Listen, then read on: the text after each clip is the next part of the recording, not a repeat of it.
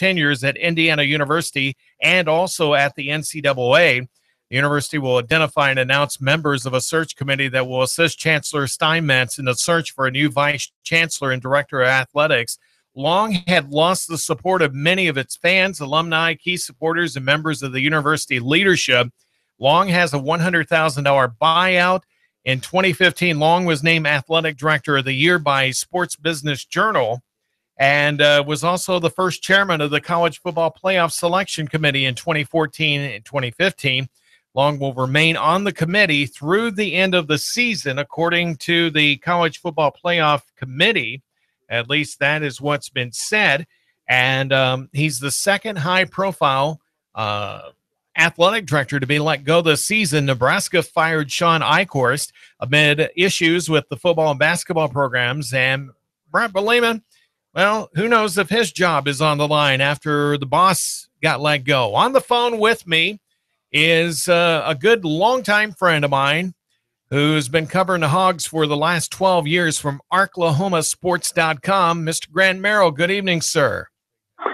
Well, Sam, good evening. It's been a busy day here in Arkansas, as you can imagine. I know you guys went through the same thing over the weekend, and to address that question mark you ended your introduction with, if Brett Bielema isn't gone in Arkansas, there may be rioting in the streets before long. I mean, that's kind of where people are with that, and many people are viewing Jeff Long's dismissal today as the first shoe to drop. And, the general consensus around here is that with Brett Bielema's buyout dropping at the end of this year, that, when that price drops, that he is likely gone the minute that happens. So, it's another day in the SEC. It's another day in Razorback paradise, so to speak. Now, one of the things I don't understand, I mean, the coaches, with Jones and Bielema, they're at Arkansas, and also the coach at Vanderbilt are very similar, with their records, their performance, for their teams have been, less than, impressive, to say the least. Are you surprised that Arkansas hasn't pulled the trigger simultaneously with the football coach's job? Well, like I was saying earlier, I think the big issue has been the fact that a few years ago, Jeff Long signed Brett Bielema to a buyout that was in the neighborhood of, I want to say it was $15 million. And, that thing drops at the end of this year. So, that would have to be probably the biggest factor in keeping him as long as they have, is not having to pay that extra $10 million, because I believe it drops somewhere in the $5.9 million range, something like that, on December 31st at midnight, when that New Year's Eve happens. And so, when you take a look at that factor and the fact that, right now we're in a situation where, there's a lot of shoes dropping in the SEC.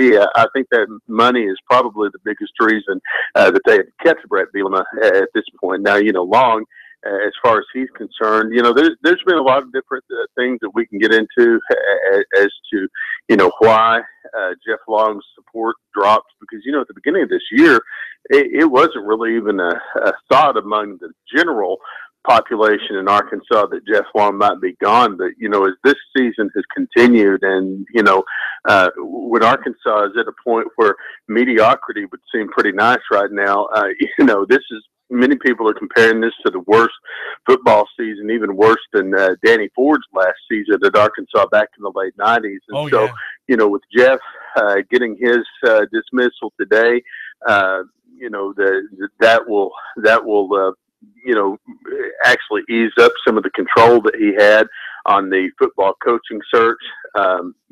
I think that many people's worst fears here is that he might be in charge of hiring another football coach after the debacle with John L. Smith when Bobby Petrino was fired. John L. Smith came in and that was like a comedy routine that entire year. And then, Brett Bielema coming in and doing what he has in the SEC, the lack of winning production. Arkansas just needs to change. And I think that most Razorback fans and some of the big people writing the checks were ready for that change and ready to pull the trigger at any cost. So, how hard do you think this was on the chancellors and the board of trustees there in Fayetteville to let go a person that has climbed the ladder in the national circles, you know, being the first chair of the college football playoff system? And if I'm not mistaken, you know, Long was also, well, like I said, was named Athletic Director of the Year just 2 years ago. Now, you know, either the organization, the Sports Business Journal, isn't that credible, or they didn't really have much other candidates to really choose from. What say you on that topic?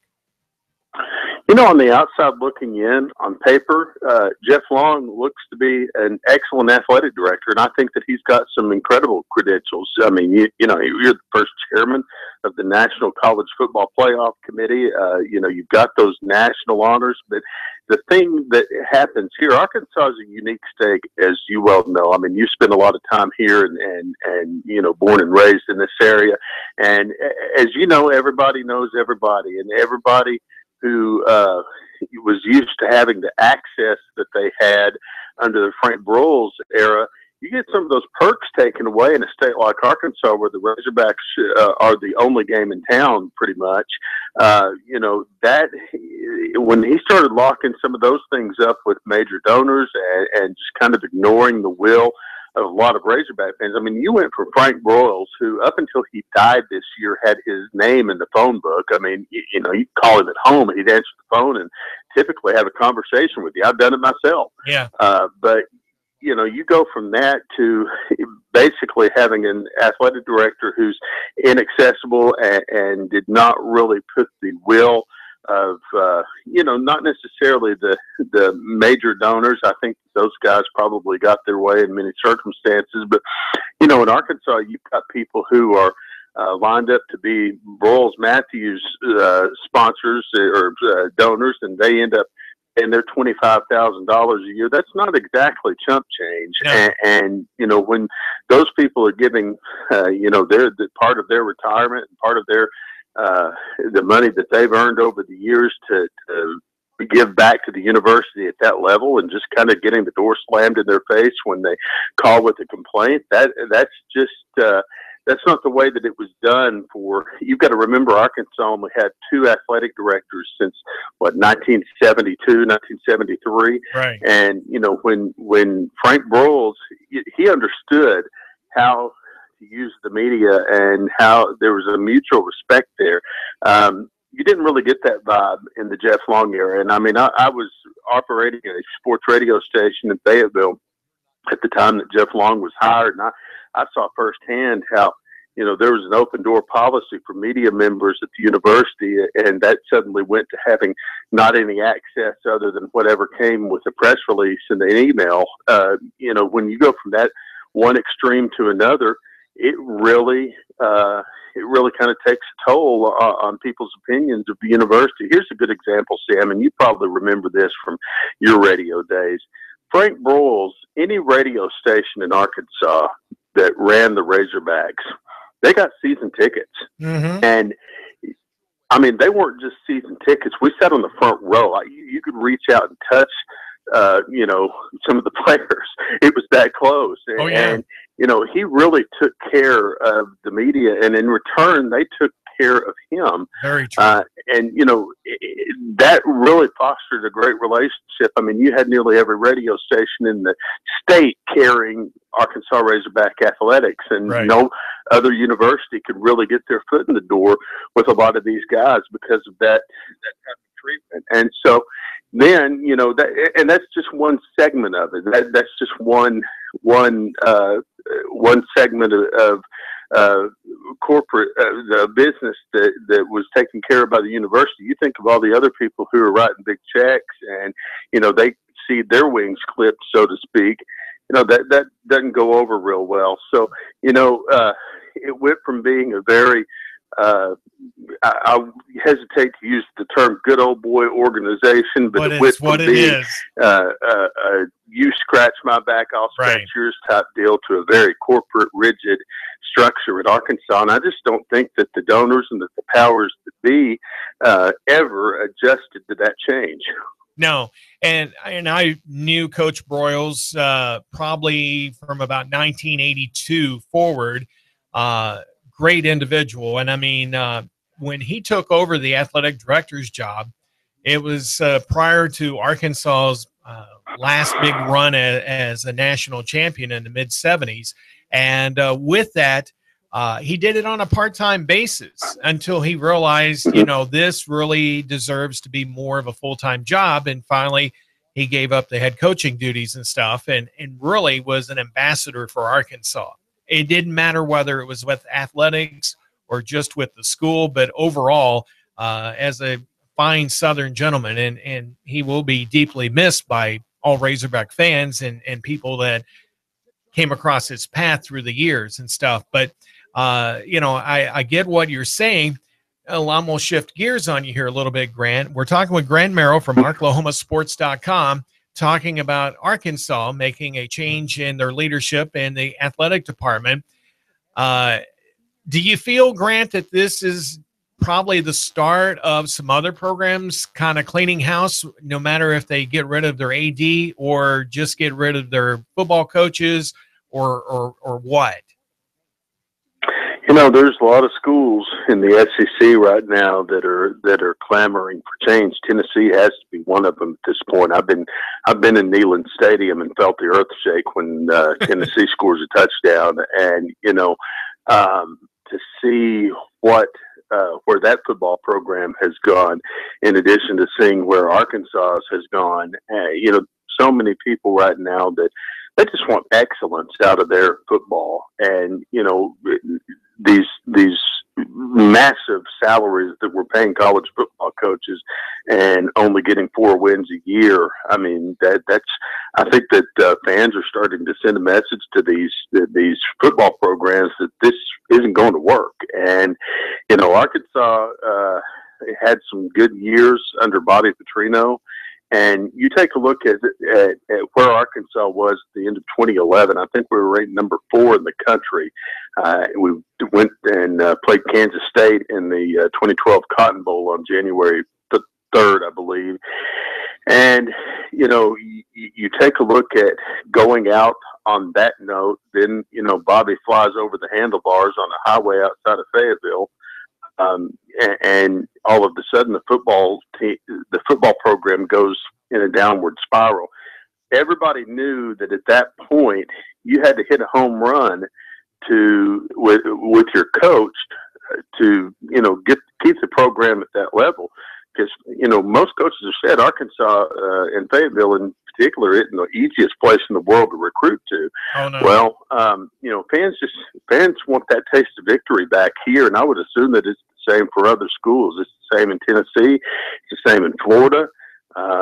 Even at Auburn, I mean, Gus Malzahn's in a situation where he can pull off 7 or 8 wins a year, and that's not even good enough for a lot of their fans. And so, that does create an interesting quandary for any school like Tennessee or Arkansas or whoever, with so many SEC schools where you're widely regarded as the best football power in America, with so many conference openings. I mean, who is a school like Arkansas that's fallen on hard times going to get when their competitors down the road are maybe able to have a better shot at the bigger names?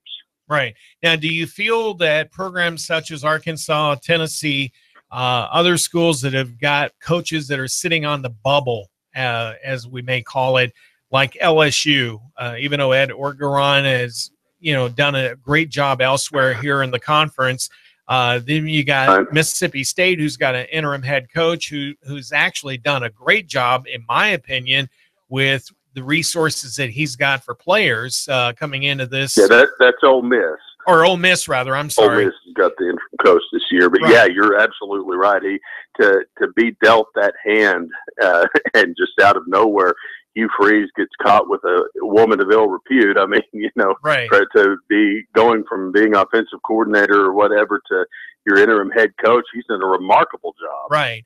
And so nothing has been indicated whether or not he's going to be rewarded as getting that interim tag off of the title of head coach.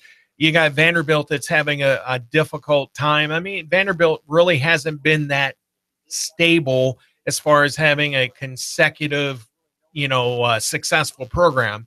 And even though Vanderbilt's old coach and James Franklin, who's up at Penn State, where I used to hail from, who's doing a great job up there, even though he lost to Ohio State and Michigan State 2 weeks in a row and dropped from number 2 down to number 14, that, it's not biting well in Happy Valley, but they're still content. Do you feel that in Texas A&M with Kevin Sumlin, who is mediocre this year, but Texas A&M has been a little bit down, but the Aggies have always had a very successful football program. It's like A&M and Texas are always competing for, having the best program in the entire state of Texas. With A&M being in the SEC, the SEC has got a lot of question marks with several high-profile coaching positions. I mean, when do you think this is all going to shake out and we're going to see everybody, throwing names into the hat there for the next big job, wherever it may be? Well, they've been throwing names in the hat since the beginning of this football season in Arkansas. It's been a foregone conclusion that Bielema is gone at the end of the year. Now, you make that announcement. I figured that that shoe will drop around New Year's, and I would expect that the coaching search is probably already underway. I mean, they've probably got a good idea of what their game plan is. It'll be interesting to see who's put in charge of that here at Arkansas when you don't have an athletic director and you're already having to recruit for that position and find a new head football coach as well. That may make the search a little promising or a little more interesting. I would think that if you're a successful mid-level coach like Norville over at Memphis, I think you got Rhett Lashley, who's the offensive coordinator up at UConn now, who had served so many years with Gus Malzahn and had held that same position at Samford. That's another name of an up-and-comer that could probably be getting some looks from some of the programs who are looking now. Don't discount the fact that some old names might not make a move in Arkansas. I never in my life thought I would hear myself saying this, but one of the names for the athletic director's position that's being prominently thrown around is one Houston Dale Nutt. Oh, are you serious? No, I'm not. Most people would assume, who lived through the end of the Nutt era in Arkansas would assume that I'm going to follow that statement up with a punchline. But no, I'm serious. I mean, he is somebody that a lot of people have said, hey, we need an Arkansas guy in this AD's position. He's an Arkansas guy. Obviously, loves the state, still loves the program, is so very well connected with the big donors here. And, many people sound like that they're willing to let bygones be bygones and possibly take a hard look at him for the AD position. A lot of people right now, head football coaching position, are thinking that if Auburn were to pull the trigger on Gus Malzahn, or even if they don't, that he's in a position where he could be getting a call from Fayetteville as well. You got to remember, he spent most of his formative coaching years in high school, as a high school coach in Northwest Arkansas, right in the shadow of the university. And I've known him for a little bit just because I called high school football when he was the head coach at Springdale. I mean, I know his family well enough that we like each other's photos on Facebook and stuff like that. But I think that they would love the shot at maybe coming back to Fayetteville if it were ever presented to them. But it's got to be presented to them first. So those are the names that people are throwing around here. And of course, every football program starts throwing around the name John Gruden. Yeah. He seems to be linked to every open football job. That at some point he's going to leave ESPN, and with the ESPN's troubles as of late, that might not be too far fetched for somebody. I just don't think that's going to be Arkansas. So I'm going to throw out a cynical name here, and I don't care how hard you laugh, but Hugh Freeze, do you think he has a chance at maybe being the Razorbacks' new football coach? No, I don't. Okay. I think that Hugh Freeze is probably done for a little while, and he's a guy that is probably with the baggage that he has, Right. will likely have to work his way back into football in some way. Les Miles, I wouldn't be surprised to see his name start to pop up in some of these schools. I've been told, somebody told me that Les Miles may even own a home outside of Oxford. That wouldn't be, he, I think, would love to get back into the SEC at some point, and I figure that he's maybe a name that people will mention. But, this is going to be a very interesting, maybe one of the most interesting coaching carousel watch parties of our lifetime. Especially in the SEC. When you have that many openings in the football conference that everybody wants to be a part of, there's probably going to be some surprises. There's probably going to be some disappointments. Everybody wants the biggest name they can get. But also if I'm a Norville over at Memphis, or if I'm a mid-level coach that's had a lot of success, there's probably some excitement there that my agent's phone might start ringing here before long. Right. When the crunch time gets near, that somebody has to sign a coach. Grant Merrill from OklahomaSports.com joining us on the phone live, and it's a pleasure talking to you. Hang on the line, and we'll be with you here in just a few moments. All right, thanks for talking with Grant. Coming up here after the break, we will be talking with the Chattanooga Football Club. They're getting ready for their 10th season on the gridiron in the spring. Season tickets are available, and we'll be talking with Sean McDaniel here in just a few moments, right after the break here on Sports Talk with Sam Jordan. Heard every weeknight from 6 to 7 p.m. here on Nooga Radio News Talk 92.7 FM and 95.3 HD4. Remember, you can give us a call later on in the show at 423-800-8949. We will be back with more of Sports Talk with Sam Jordan here coming up right after the break. We'll get you updated with local news headlines and, of course, all the other pertinent information you need to know to stay alert here in the Tennessee Valley. Back with more in a little bit.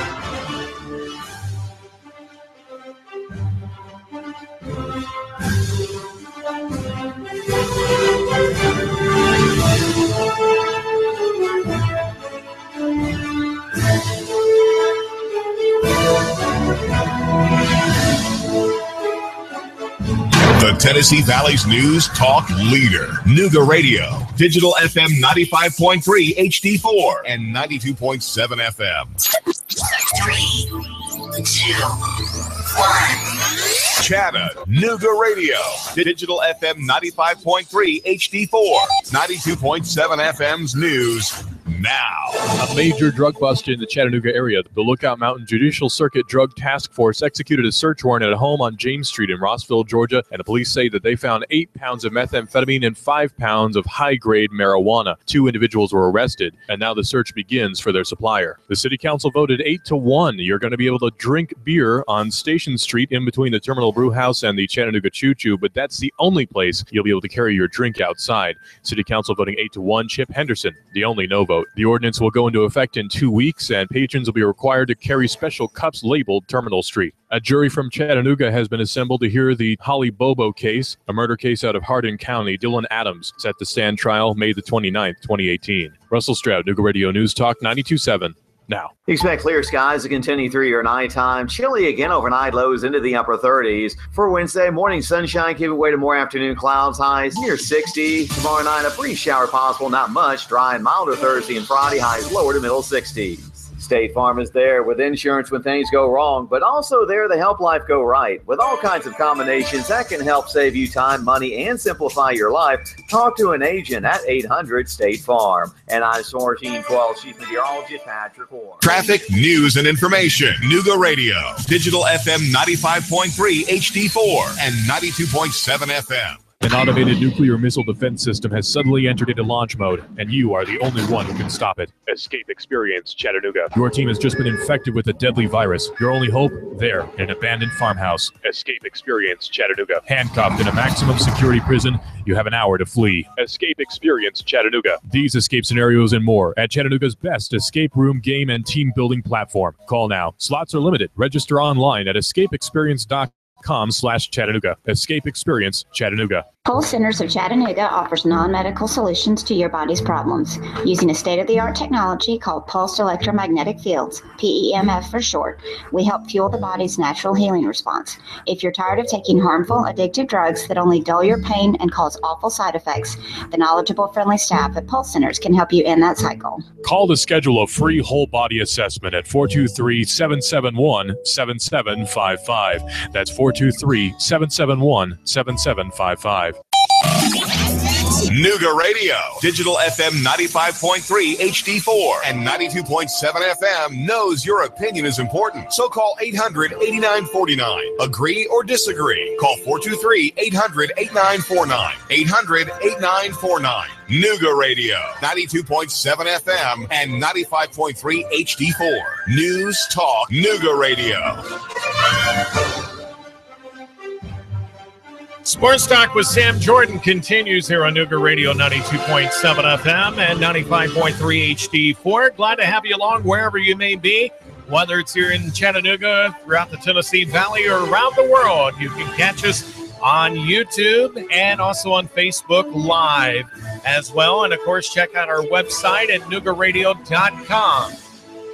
Appreciate chatting with an old friend of mine, colleague through the years with OklahomaSports.com and Grand Merrill. And with us on the phone here right now is Sean McDaniel. He is the general manager of the Chattanooga Football Club. Good evening, Coach. Hey, good evening. Thanks for having me on, Sam. I appreciate it. It is a pleasure. Coach, you are getting ready to prepare for your 10th season with the Chattanooga Football Club. And it was just announced here in the last day or so that season tickets are now available. For the fans out there that are not really familiar with the Chattanooga Football Club, let us know what the Chattanooga Football Club is all about. Yeah, well, we started 10 seasons ago, as you said, and Sam, really what we launched with was just something fun for families to come do in the summer down at Finley Stadium. So back in 2009, myself and some great dear friends of mine put together the Chattanooga Football Club and started playing soccer at Finley Stadium in the summer. And over the last decade, it's really become just a fun family event each and every year where families, kids, individuals can come out, they sing, stand, cheer, enjoy a great evening in downtown Chattanooga and get to watch something special for their city. Now, typically your games are on the weekend. You do have some that are on Wednesday nights. What is the fan experience? What will a fan experience when they come to Finley Stadium and watch a Chattanooga Football Club game? I think that's really what sells the whole evening is just that.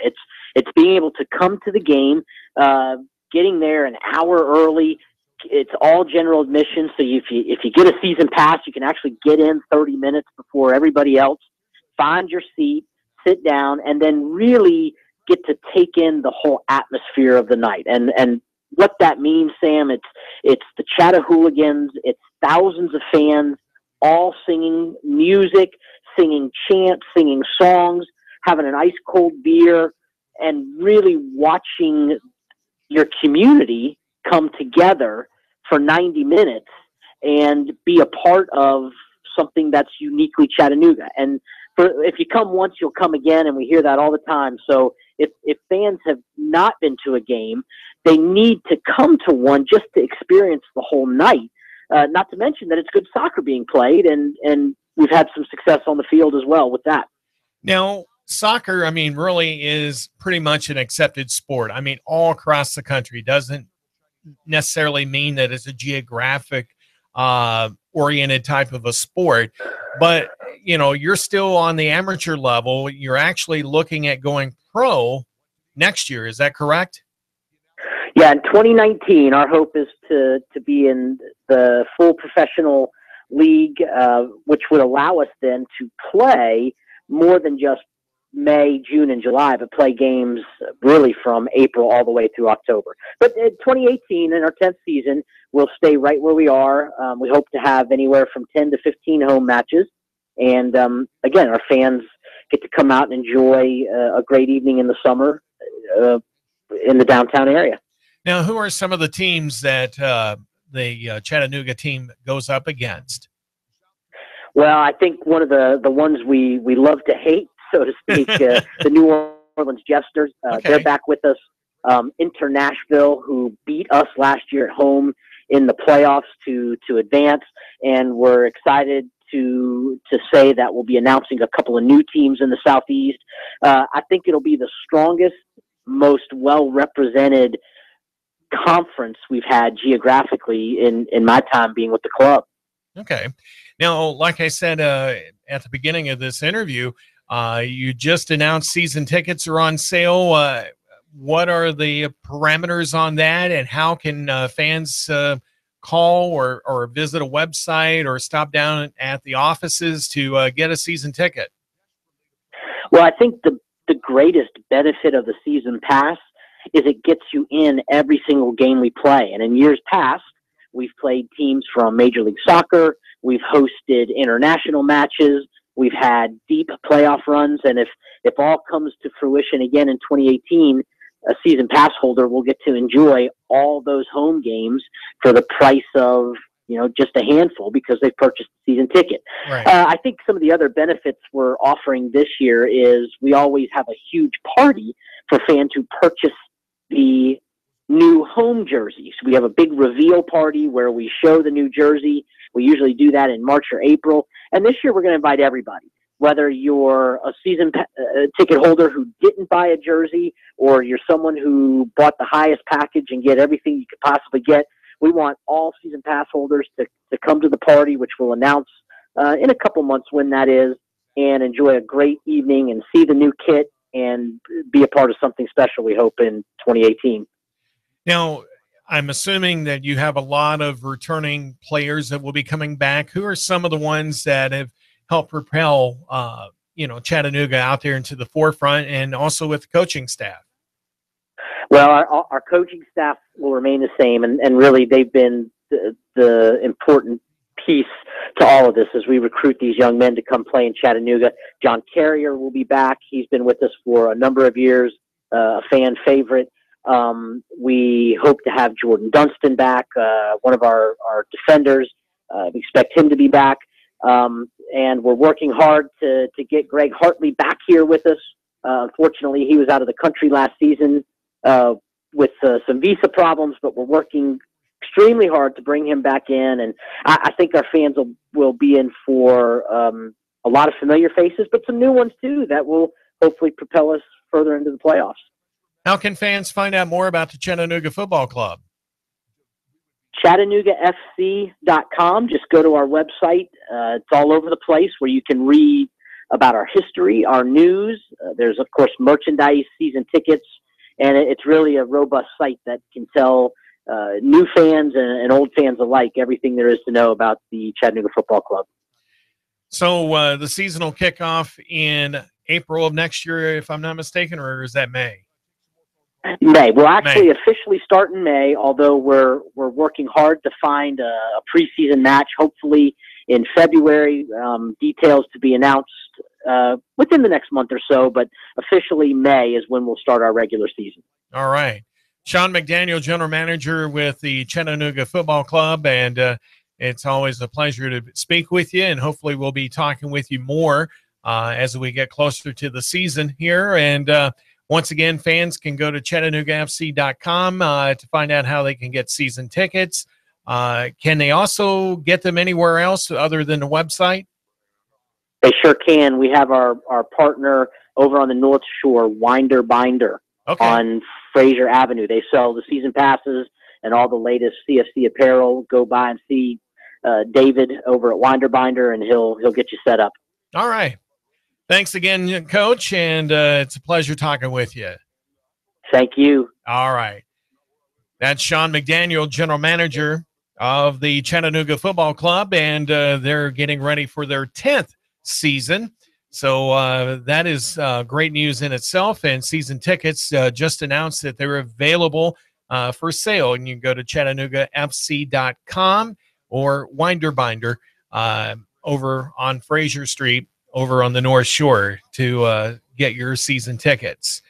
All right, a lot to talk about tonight. We, have had some great interviews here with Grant Merrill from ArklahomaSports.com talking about Arkansas letting go of their athletic director, and probably after the season, we'll probably see Brett Bielema end up exiting as one of probably several coaches, especially here in the SEC, that may be looking to spruce up their resume, and hopefully they can do it to a good extent. But that's just one of several jobs, and I'm sure that the Clutch's very own Keon Rose, who'll be coming up here at 7:00, we'll talk about that a little bit. The Ole Miss Rebels, they're going to be looking for a permanent head coach. They got the interim tag on Matt Luke, who took over from a fired Hugh Freeze. Those two words going together a little contradictory, but fired and freeze. But that happened back in July. So far, Luke has guided, Matt Luke that is, has guided the Rebels to a 5-5 record. And, coming in under adverse conditions like that and doing such a great job. Now, if you recall, Luke is a former Vols tight ends coach and recruiting coordinator back in 2006-07 seasons. But is a Rebels alumnus. So, no indication's been given on whether or not he's going to be offered that job. Still got 2 more games to play yet, but it will be interesting to see if he does indeed get that job, or will they be looking for someone more high profile to take over the coaching reins there. Texas A&M's been trying to get rid of Kevin Sumlin, even though he's got a mediocre record. Jimbo Fisher's been touted as the next replacement. They're at Texas A&M. He's currently at Florida State, but here's the deal. He's got $39.3 million as a buyout if he were to be fired by Florida State. But if he left on his own, he has like around a $7 million payout that he would get from Florida State, if he would take that job at Texas A&M. So, a lot of decisions are going to be made by athletic directors and coaches, out and about across America. All right, let's swing over to a little bit of high school sports. Quite a bit of news in that area as well. Hakeem McMorris, the defending TSSAA Division II AA State Decathlon and 300-meter hurdles champion from McCallie High School, has decided to sign a letter of intent with UC Berkeley. That's University of California at Berkeley. That happened on Wednesday morning. He'll be joining his brother Malik, who's junior fullback on the school's football team. Also, girls preparatory schools Shelby Walters has signed a letter of intent with Duke for softball. She will be going down there playing in the second season ever for the Duke Blue Devils softball program, and she's looking forward to being able to contribute to the new program. This past September 30th, Duke played its first game in softball, and it's the 27th sport for that school. Walters was a Division II AA state championship team member in 2014, and with runner-up state finishes in 15 and 17, respectively. She is also a Best of Preps honoree with a 1.10 ERA last season. Not bad. 4 no-hitters and 2 perfect games, and Walters had an offer to play at North Carolina as well as other schools as well. So congratulations to Shelby Walters on that national letter of intent signing that took place. Skylar Moore of Covenant College has been named to the American Volleyball Coaches Association All-America Honorable Mention Team. As announced on Tuesday, Moore is the second player in Covenant College history to make the list. Chelsea Van Dyke was the first. Moore's career has tallied a school record of 3,830 assists. Then she also had 1,348 digs, 657 kills. That total in kills is the 4th all-time on the college list. She's also got 211 service aces, 139 total blocks in 131 matches, which is the 2nd most all-time at Covenant College. She's also an All-USA South player for the 4th straight year, first-team All-USA Southwest Division honors for a 2nd straight year, an AVCA All-South Region first-team nod that she just got last week. So great job there for Skylar. Taking a look at some college basketball scores from yesterday, Cleveland State men's team improved to 4-2 as they defeated Wallace State 77-74. The women's team defeated Wallace State 76-70. The women's team now 3-2 on the season, so congrats to them. All right, high school scores from last night. Saudi Daisy boys defeated Boyd Buchanan 63-49. Saudi Daisy girls defeated Boyd Buchanan 35-24. So just to give you some scores from last night. We were talking about Tennessee. We have been for quite a while. I mean, they've been the scuttlebutt of discussion for quite some time. And, Tennessee is really trying to hold on to their recruits that they've got that are looking at coming in for the 2018 season. Well, Tennessee's already lost 4 high-profile recruits. Lonte Taylor from Manchester, Tennessee. Also, Jatavius Harris from Milledgeville, Georgia. And Shaki Jacques Luis, a wide receiver out of Fort Myers, Florida. And most recently, offensive tackle Cade Mays from Knoxville that has decommitted from the Vols. And with Taylor and with Jacques Luis, he's got 29 schools each that are looking at getting their services. And with Harris, he's got 28 schools that are actively trying to get Harris to come and sign with them. And Mays has got 15 schools that are looking at getting his services, which that says a lot. Tennessee could still go back and try to re-sign these players.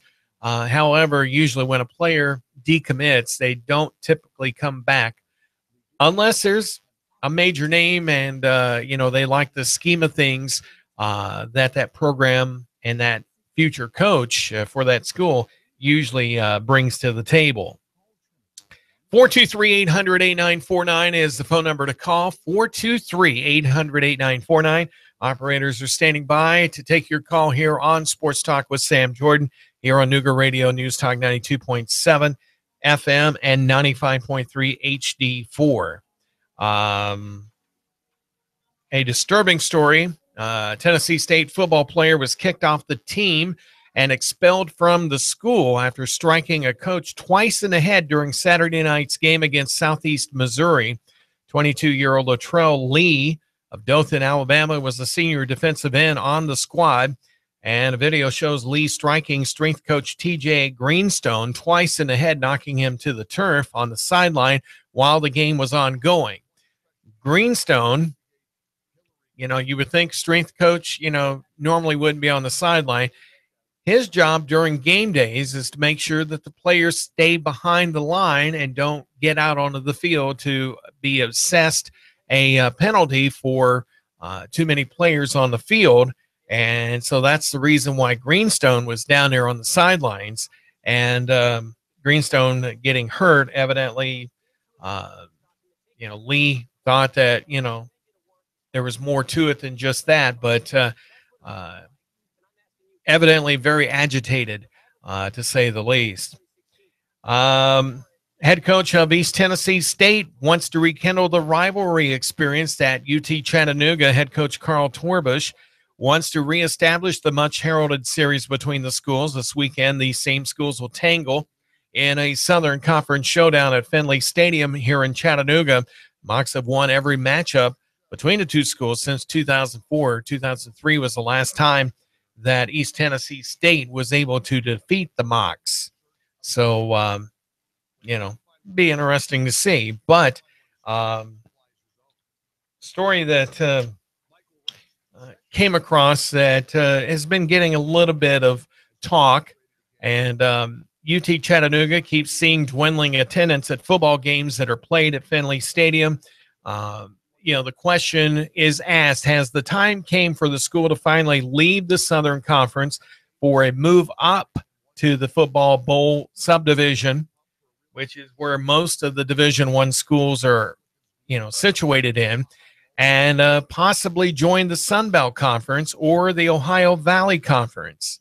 To leave the Southern Conference, it would cost the school $1 million to leave the Southern Conference and $2 million to join the Sun Belt. No word on what it would cost to join the Ohio Valley Conference.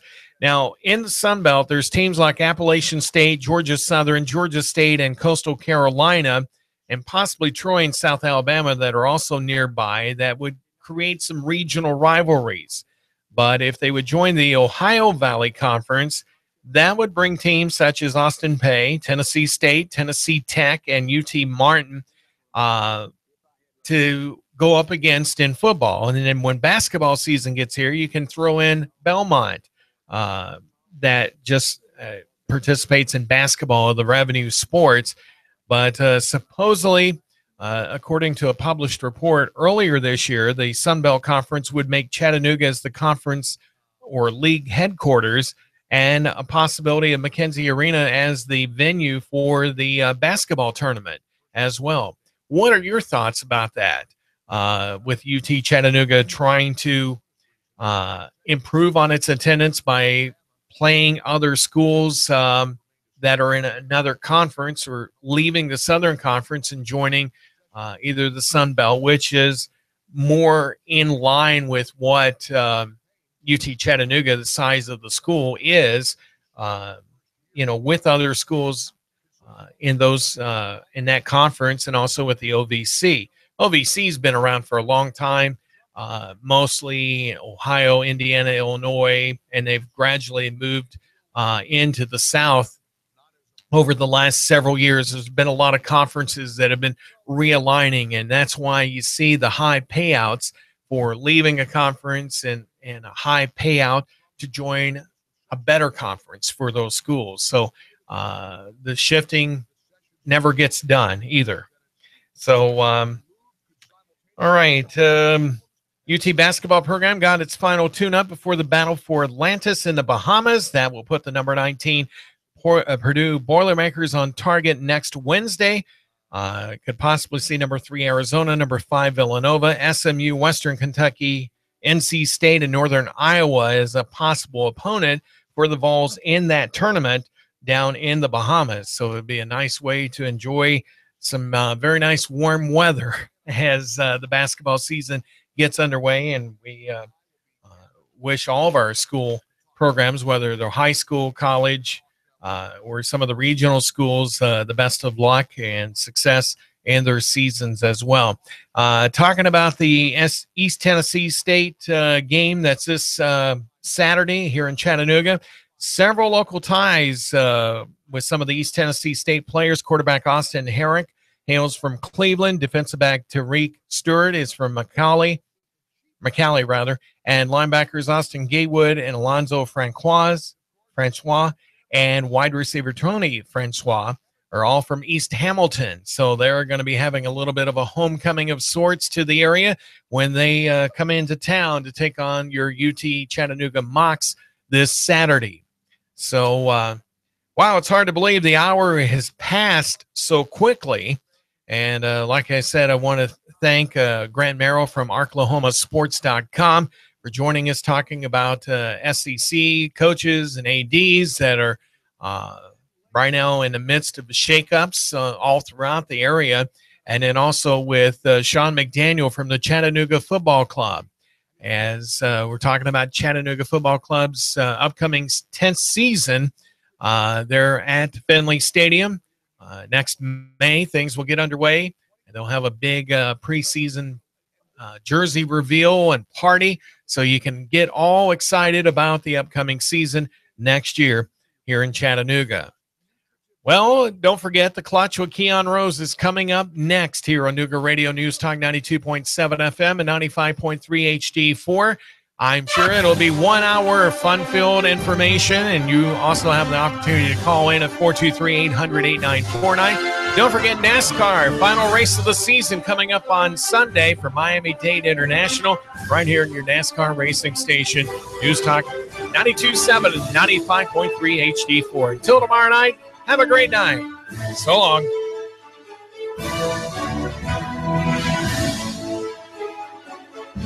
The Tennessee Valley's news talk leader, Nooga Radio, Digital FM 95.3 HD4 and 92.7 FM. 3, 2, 1. Chattanooga Radio, Digital FM 95.3 HD4, 92.7 FM's news